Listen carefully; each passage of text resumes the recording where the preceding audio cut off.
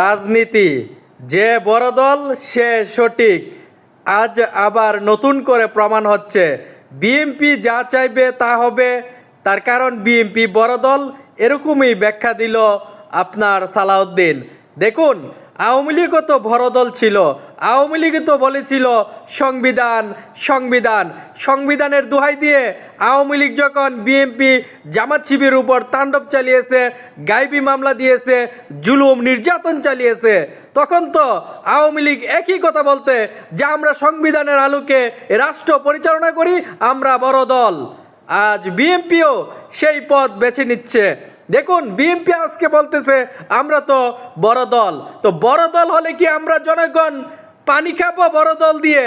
যে জনগণের আকাঙ্ক্ষা, জনগণের আপনার যে নির্বাচন ব্যবস্থা, পুলিশ প্রশাসন, রাষ্ট্র এবং আপনার আইন আদালত, এগুলো কি ওই বড় দলগুলো কি আপনার সঠিকভাবে পরিচালনা করতে পেরেছে?